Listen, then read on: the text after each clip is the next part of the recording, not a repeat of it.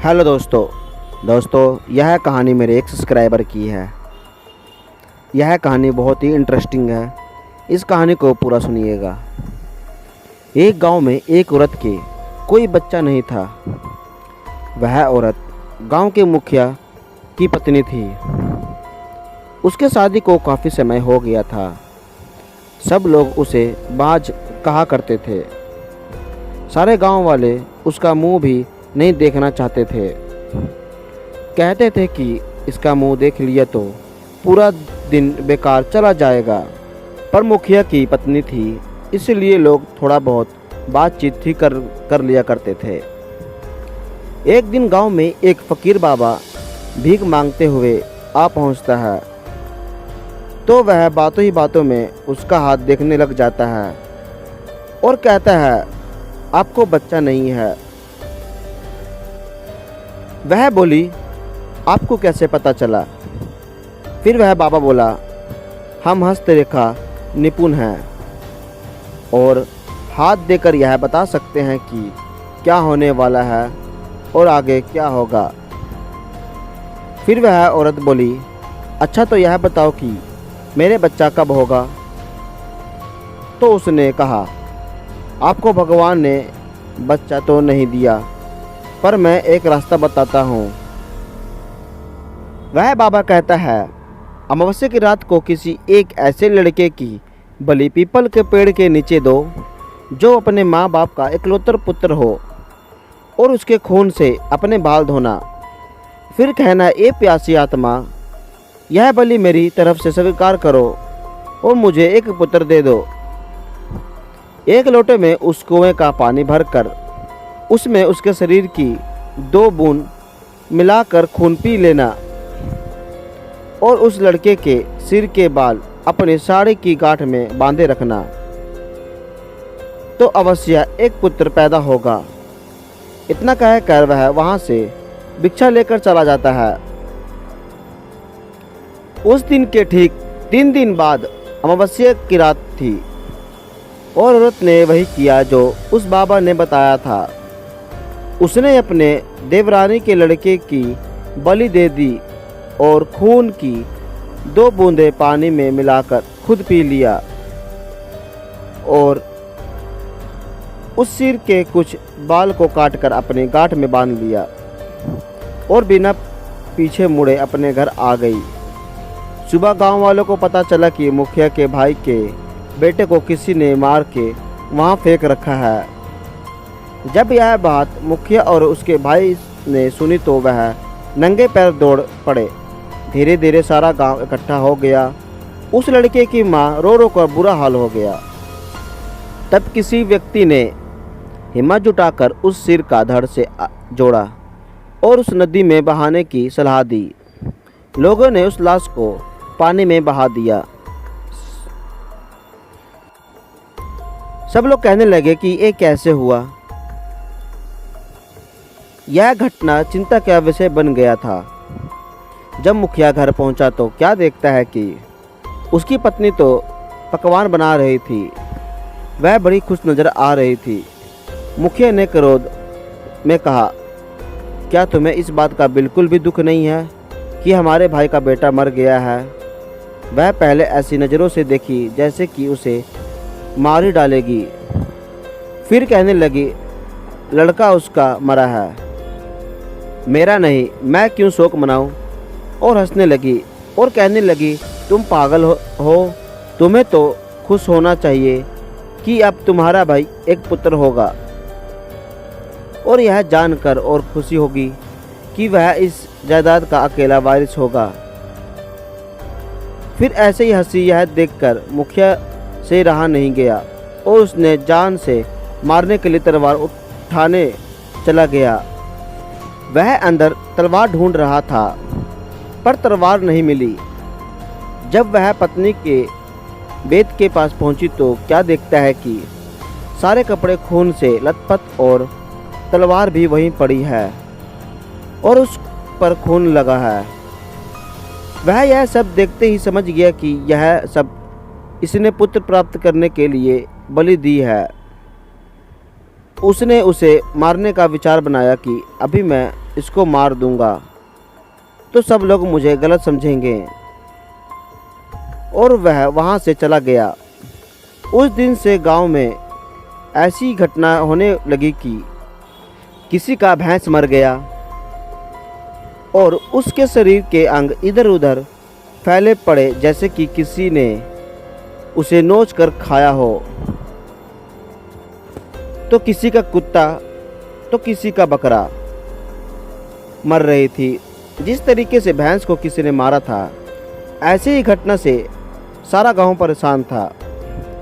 किसी को यह समझ नहीं आ रहा था कि आखिर हो क्या रहा है। एक दिन की बात है, मुखिया रात को अपने गेट के पास सोया हुआ था। आधी रात के समय उसे गेट खुलने की आवाज़ आई। वह जाग गया। उसने देखा कि एक औरत बाल फिकरे हुए आधी रात को बाहर चली जा रही है। देखने में तो ऐसा लग रहा था कि जैसे उसको कोई खींच कर ले जा रहा हो। भादो महीना की काली रात थी। चारों तरफ से आवाज़ें आ रही थी, कहीं सियार तो कहीं कुत्ते भौंकते। ऐसा लग रहा था उसे कि जैसे यह रात जाने क्या क़यामत ढाएगी। अचानक उसे एक गाय के बछड़े के रांभने की आवाज़ आई। वह समझ गया, हो ना हो यही सारे गांव की बर्बादी का कारण है। मुखिया के दिमाग में एक सुझाव आया कि क्यों ना मैं चलकर देखूं कि यह कहाँ जाती है। वह उठकर चल दिया। उसने आगे चल के क्या देखा कि पड़ोसी के गाय का बछड़ा का सर कटा हुआ पड़ा है और उसके धड़ को वह औरत खींचकर पीपल की ओर ले जा रही है। और ले जाकर उसने वही शब्द दोहराया, यह लो प्यासी आत्मा, मैं तुम्हारे लिए भोजन लाई हूँ। मुखिया यह सब नीम के पेड़ के पास छुप कर देख रहा था। एकदम वह क्या देखता है कि चार काली छाया वहाँ प्रकट हुई। देखते ही देखते वह ऐसा भयानक शरीर में बदल गई कि उसे देखकर उसके शरीर के रोए खड़े हो गए। उनके बड़े बड़े दांत, लाल लाल आंखें, शरीर पूरा जला हुआ, बड़े बड़े नाखून।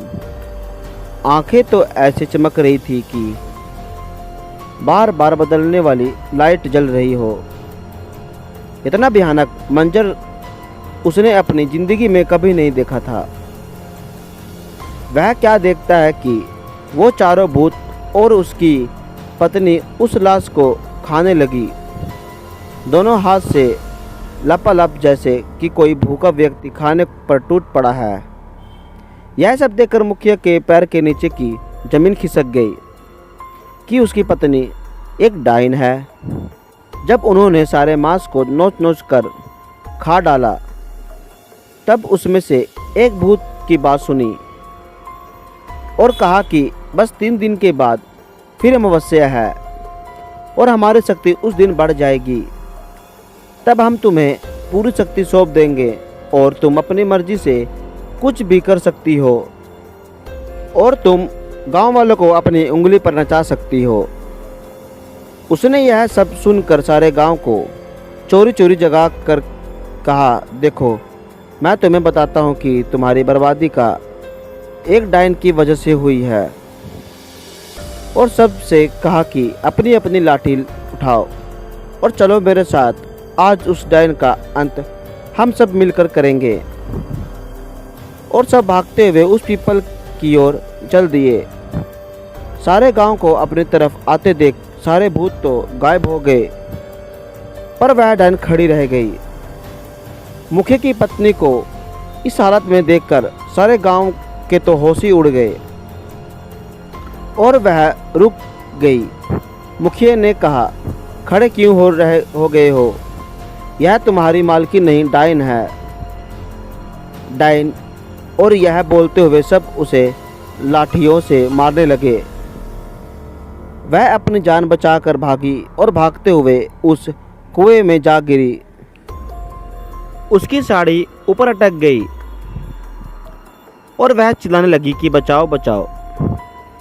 सारे गांव वाले ने कहा कि इसे सज़ा अपने आप मिलेगी, लटकी रहने दो इसे। वह चिल्लाती रही, सारे लोग उसका तमाशा देख रहे थे। वह चीखती रही, चिल्लाती रही, मुझे ऊपर निकालो, मुझे पानी पिलाओ, पर किसी ने उसकी सहायता नहीं की। पर वो बार बार यही बोलती रही कि मैं तुम सब गांव वाले को बर्बाद कर दूंगी। एक एक को मैंने पानी के लिए नहीं तरसाया तो मेरा नाम भी काली डाय नहीं। मैं तुम्हें छोड़ूंगी नहीं। 2 दिन तक उसकी लाश वहीं लटकती रही। तीसरे दिन अमावस्या थी। उस दिन की रात के बाद उस लाश का पता नहीं चला कि वह कहाँ गई। जबकि कुआं बिल्कुल सूखा था। उस बात को काफ़ी टाइम हो चुका था। लोग उसके बारे में भूल गए चुके थे। कुछ दिन के बाद ऐसी खबर सुनने में मिली कि उस कुएं में से आवाज़ आती है। वही बात सुनाई पड़ती है कि मैं तुम लोगों को पानी के लिए तड़पा दूंगी। और कभी रात में मंत्रों की आवाज़ आती है। लोग उस राज को समझ रहे थे कि उसका जब तक शरीर नहीं जल जाता तब तक उसकी आत्मा भटकती रहेगी। कुछ दिन बाद गांव के कुएं का अचानक पानी सूख गया और सब लोग परेशान हो गए। कुछ दिनों के बाद वह गांव वाले देखते हैं कि जिस कुएं में वह औरत मरी थी वह पानी से भरा हुआ है। यह देखकर लोग बहुत हैरान हो गए और कहने लगे कि क्या पता कि उसी ने यह सब किया है। तो कुछ लोग कह रहे थे कि उस बात को बहुत समय हो गया है, अब वो यहाँ कहाँ रखी है। और कहा चलो पानी इसी कुएं से खींच के पिएंगे। सुबह जब कुछ लोग ने कहा चल कर पानी खींचते हैं। जब कुएं के पास पहुँचे तो कुएं में पानी नहीं। यह सब देखकर लोग हैरान हो गए और सभी गांव वाले कहने लगे आखिर पानी कहाँ गया। तब उसमें से अजीब आवाज़ आई और उस औरत की आवाज़ आई कि कहा था ना मैंने पानी के लिए तड़पा दूंगी। मुझे पानी नहीं पिलाया था तुम लोगों ने। अब मैं तुम सबको पानी के लिए ही खाने के लिए भी मोहताज कर दूंगी। यहाँ अब कभी पानी नहीं बरसेगा।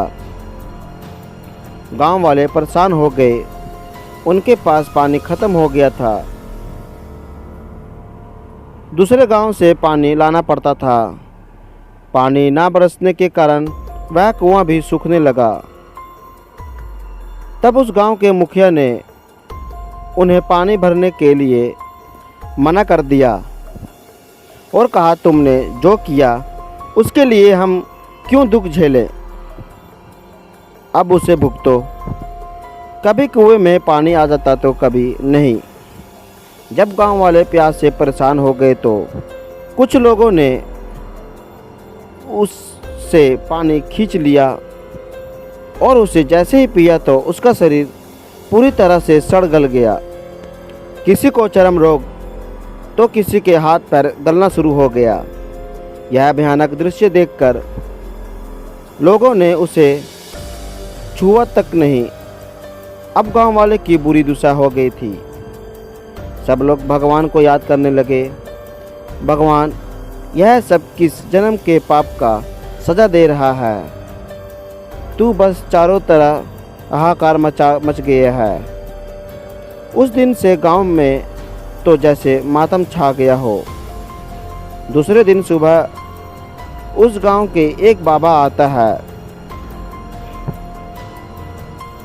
सफ़ेद वस्त्र, माथे पे तिलक, हाथ में कमंडल, एक हाथ में माला, बस राम का नाम लेते हुए चले जा रहा था। जब उस गांव वालों ने उस बाबा को आते देख सब लोग उनके चरणों में गिर पड़ते हैं और कहने लगते हैं, बाबा हमें इस संकट से बचा लो। तभी बाबा ने कहा, क्या बात है, आप सारे गांव वाले इतने परेशान क्यों हो? तब बाबा को मुखिया ने सारी बात बताई।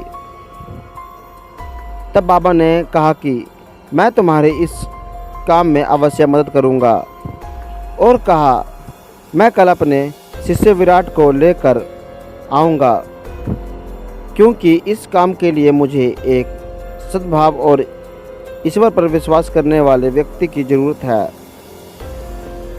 आप लोग धैर्य रखिए, मैं अवश्य वापस आऊँगा। यह कहकर बाबा वहाँ से चले गए। दूसरे दिन सूर्य उदय होने से पहले वह अपने शिष्य विराट को साथ उस गांव में लेकर पहुँच गए। सब लोगों ने बाबा को प्रणाम किया। बाबा ने कहा कि कुछ लोग जाकर पूजा का सामान लेकर आओ, मैं यहाँ पर हवन करूँगा। और अपने शिष्य से कहा, तुम इस कुएं में अंदर जाकर उस डायन का अंत करोगे। और बाबा अपने शिष्य से कहता है कि मैं तुम्हें एक ज़रूरी बात बताता हूँ कि उस कुएं में उतरने से पहले तुम्हें सच्चे मन से भगवान का स्मरण करके बिना मुंह में पानी जाए नीचे पहुँचना पड़ेगा, और तुम्हें इस कुएं की गहराई यानी पंथ तक पहुँचना पड़ेगा। ध्यान रहे, यह काम सूरज डूबने से पहले ख़त्म करना पड़ेगा, क्योंकि दिन के डूबते ही बुरी आत्माओं की शक्ति बढ़ जाती है। ध्यान रहे कि सबसे पहले डायन के बाल काटने हैं, जिससे वह कमज़ोर पड़ जाएगी। जब वह कमज़ोर पड़ जाएगी तो भगवान का नाम लेकर जो मैं तुम्हें यह खंजर दे रहा हूँ, इससे उसको मार देना और उसके शरीर को जला देना, और मैं यहाँ यज्ञ करके तुम्हारी मदद करूँगा।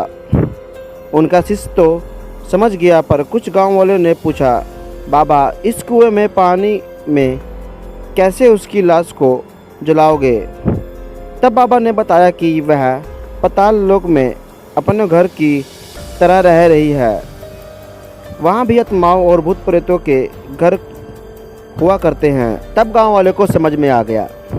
बाबा ने अपने शिष्य से कहा कि अब देर मत करो, तुम जल्दी जाओ।